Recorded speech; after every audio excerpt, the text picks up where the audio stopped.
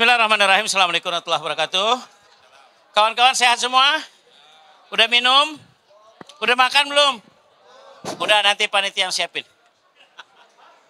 Yang pertama, sehat-sehat semua. Hari ini Rakernas yang terakhir untuk PKS ya. Tetapi di sini ada yang menarik, saya akan perkenalkan pimpinan kita, PLH Dr. Ahmad Heriawan. Berdiri dulu, mungkin kelihatan, belum kelihatan wajahnya. Ya. Saya rasa nggak asing ya untuk beliau. Beliau insya Allah akan menjalankan roda kepemimpinan PKS sampai titik darah terakhir di 2025. Ya, saya rasa cukup. Dari saya ada Pak Mahfuzi di sebelah kanan dan Mabruri. Ya. Silakan, Dr. Heriawan. Ya, Assalamualaikum warahmatullahi wabarakatuh.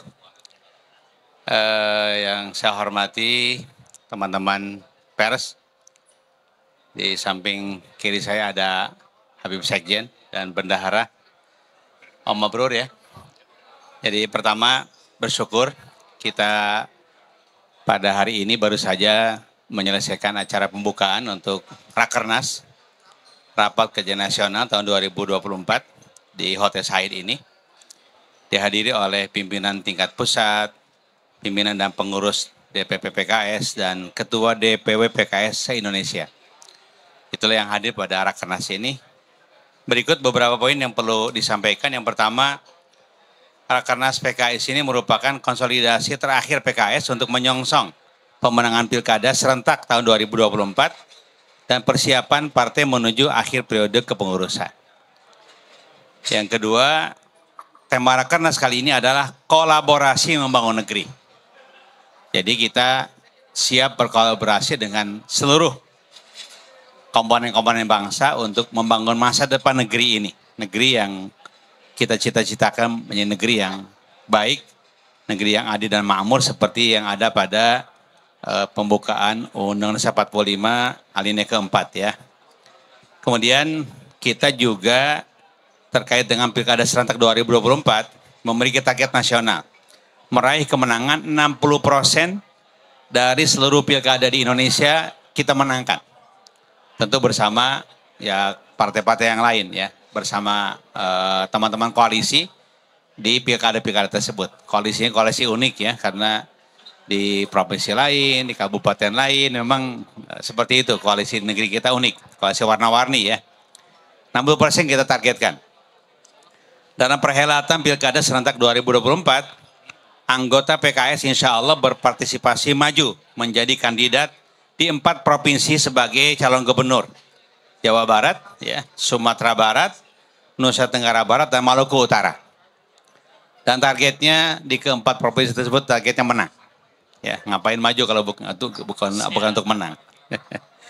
Ya, 3 provinsi sebagai calon wakil gubernur, Jakarta, Banten, dan Riau. Jadi 4 calon gubernur dan ada 3 calon wakil gubernur. Serta sebanyak 108 kader PKS, anggota PKS lainnya yang ikut maju sebagai kandidat pilkada di tingkat kabupaten dan kota. Ini terbanyak sepanjang sejarah kepartian PKS.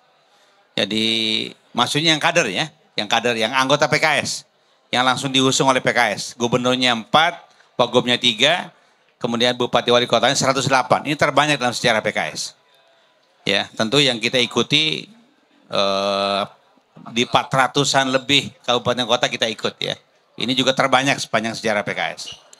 Yang kelima, mengajak seluruh rakyat Indonesia mengawal bersama agar tidak terjadi berbagai kecurangan sehingga Pilkada serentak 2024 dapat berjalan jurdil, demokratis, aman, damai, dan bermartabat.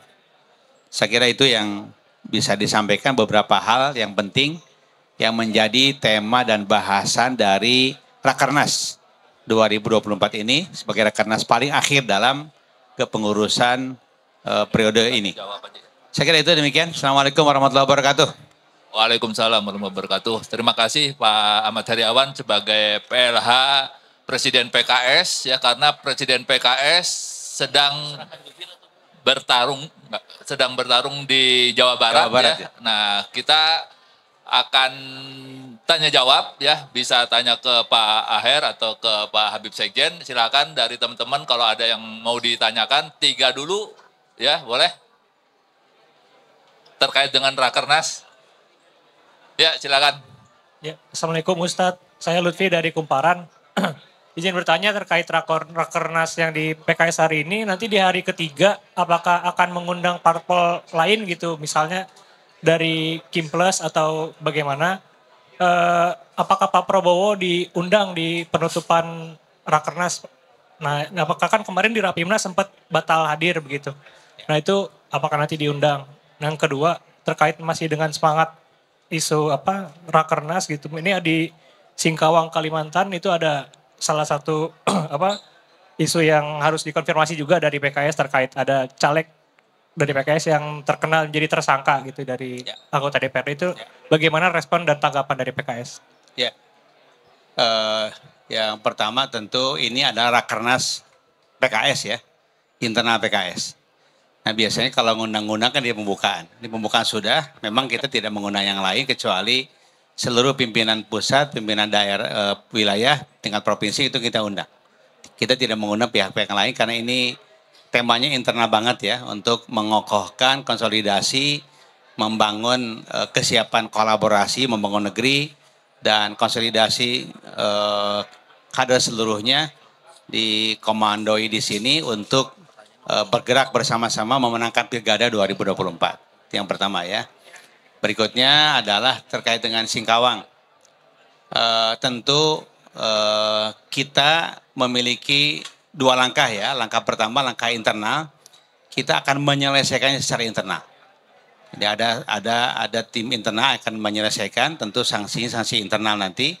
Saat yang sama juga selain mekanisme internal penyelesaian kita adalah juga kita tentu menyerahkan menghormati mekanisme hukum positif yang berlaku.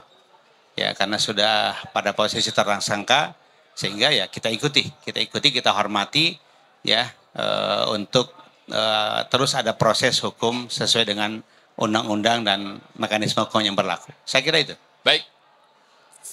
Sudah ya, kita cukupin sekian. Nanti kalau ada pertanyaan. Satu lagi. Ya, boleh. Hah? 1, 2, udah. Habis itu kita selesai, nanti kalau ada apa-apa dengan jubir. Silakan. Tes. Izin Pak bertanya aja penjelasan untuk posisi PLH ini apa hanya sampai pilkada saja, apa sampai nanti habis masa jabatan 2025 atau seperti apa sebenarnya? Ya. Terima kasih. Untuk Presiden dan juga Ketua MPP. Ketua MPP. Ya, kita sih tergantung perintah. Pokoknya PLH jalan. Berhenti. Kapan jalan kita jalan. Kamu seperti kita berhenti. Begitu saja kita. Ya, aman. Artinya terjemahannya sampai akhir periode. Oke? Jelas. Berarti Pak Ahmad Saiku udah resmi demisioner atau seperti apa? Enggak, belum. Dia jadi gubernur dulu, jadi presiden turun dulu sebentar. Jadi gubernur. Silakan terakhir.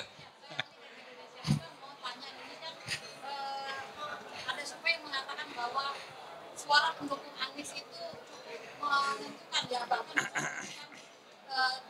terjadi satu pemilihan atau tidak di Jakarta. Ya. Nah, bagaimana upaya untuk Ridho bisa mengambil ceruk suara pendukung Anies ini? Ya. Apakah sudah ada formulanya atau bagaimana? Silakan. Ya, formulanya sudah ada ya.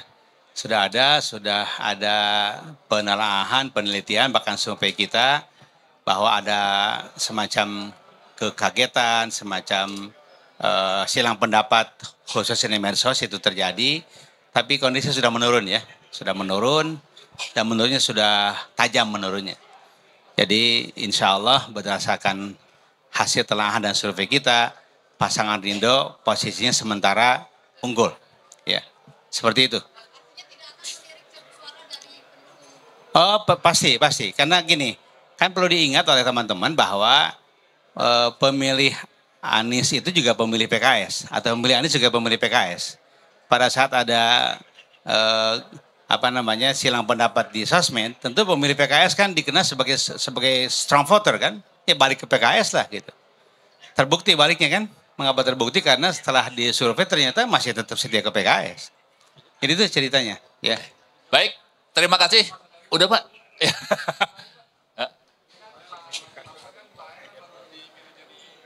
Ya. Yep. Gitu ya. Saya kira lebih dari itu juga ada rencana. Oke, terima kasih ya. Baik, terima kasih semuanya teman-teman.